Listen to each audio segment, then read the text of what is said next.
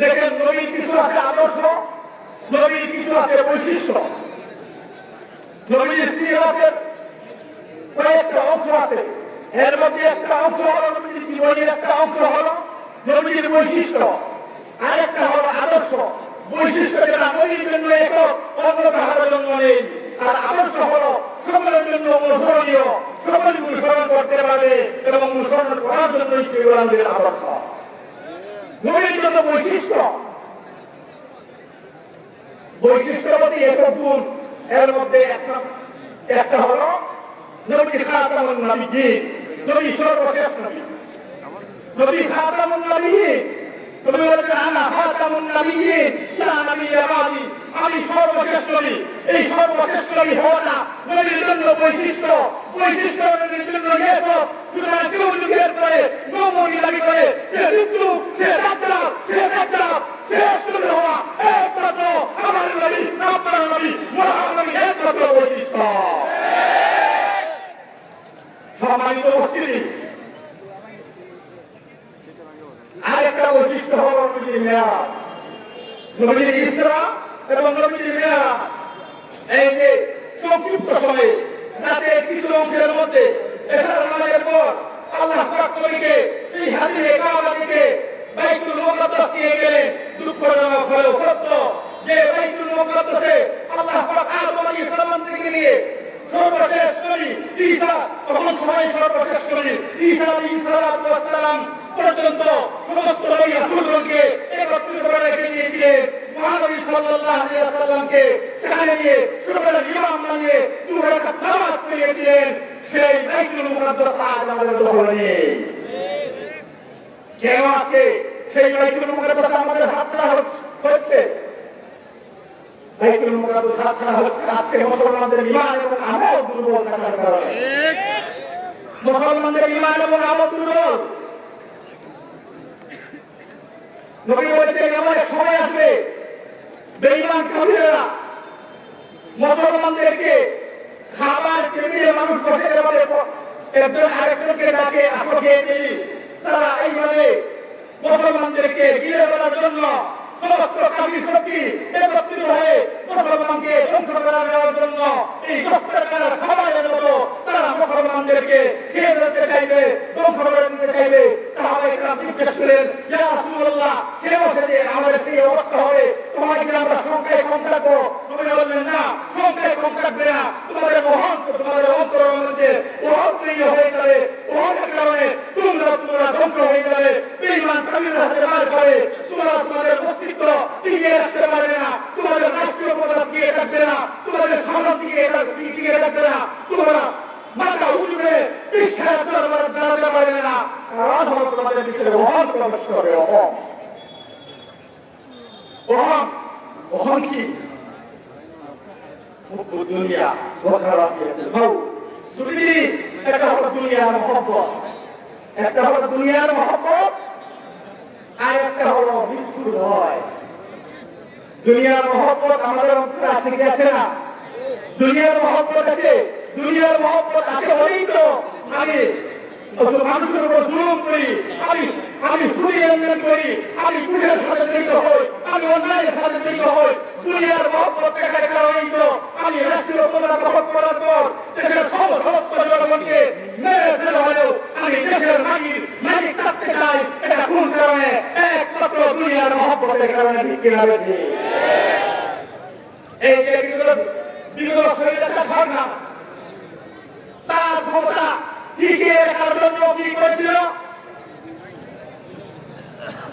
তার বিরোধী যত দল আছে তার বিরুদ্ধে যারা বক্তৃতা দিত, তার বিরুদ্ধে যারা কথা বলতো, মামলা দিয়ে রাতের আড়ালে রাতের অন্ধকারে দিনের আলোকে মানুষদেরকে অ্যারেস্ট করে নিয়ে যেত, ঘুম করতো। মাসের পর মাস পাওয়া যাচ্ছে না। এমন অনেক বাংলাদেশের এমন মানুষ আছে অদ্যাবধি পর্যন্ত তাদের কোনো ঘুষ পাওয়া যাচ্ছে না। কি হলো? কোথায় গেল? কে দিল?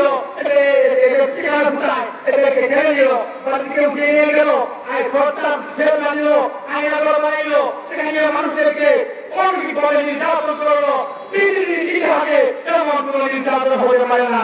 এমনটা ঘেরে করলো তারাও তো মুসলমান ছিল। আমাদের দেশের আমাদের আমাদের আমাদের যে বিগত ব্রিটিশ সরকারের প্রধান শেখ হাসিনা কি মুসলমান ছিল না? মুসলমান ছিল, কিন্তু মুসলমান থাকার পরেও মুসলমানকে নির্যাতন করে গেল, মুসলমান থাকার পরেও উলামায়ে কেরামকে নির্যাতন করে গেল, মুসলমান থাকার পরেও এদেশের সংখ্যাগরিষ্ঠ মানুষের মত উপেক্ষা করে জবরদখল করে ক্ষমতায় টিকে থাকতে চাইল কেন? এটা হলো দুনিয়ার মহব্বত।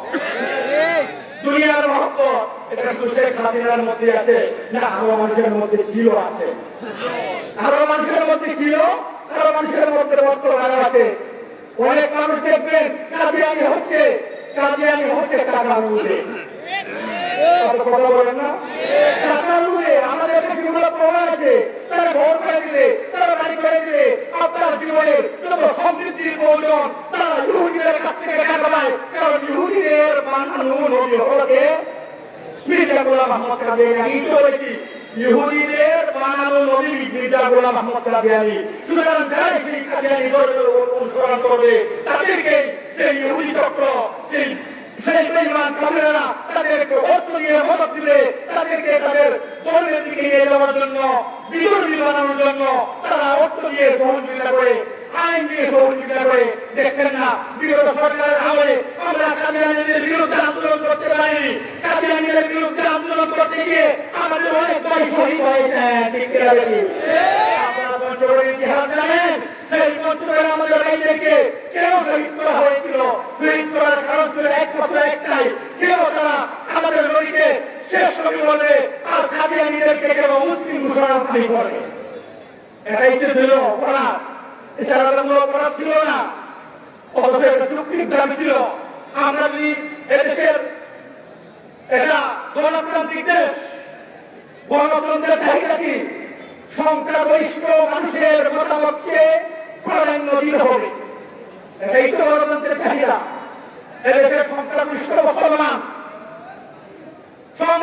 মুসলমানদের মধ্যে যদি ভোট দেওয়া হয় যে কাদিয়ানী কি মুসলিম না মুসলিম, দেখবেন এই দেশের ৯৫% মুসলমান যারা কাদিয়ানী হয়েছে, এরা মৃত এই দেশের ৯৫%, এই ৯৪% মুসলমান বলবে, বেশি মুসলমান দেশের মুসলমান বলবে যে কাদিয়ানীদেরকে অমুসলিম ঘোষণা করা হোক। আমরা জানিয়ে পাচ্ছি, কিন্তু তারা বলে আমরা গণতন্ত্র প্রতিষ্ঠা করতে চাই। আমাদের গণতন্ত্র, আমরা গণতান্ত্রিক ভাবে আমরা আন্দোলন করেছি, করে আসছি। আজকে যুগের পর যুগ আমরা আন্দোলন করে আসছি, স্বাধীনতার পর থেকে আন্দোলন করে আসছি। এদেশের সংখ্যাগরিষ্ঠ মানুষের দাবি হল এটা, এদেশের কাদিয়ানীদেরকে অমুসলিম ঘোষণা করা হোক। সংখ্যাগরিষ্ঠ মানুষের দাবি তো কোনো সরকার উপেক্ষা করার কোন সুযোগ থাকে না। কেন?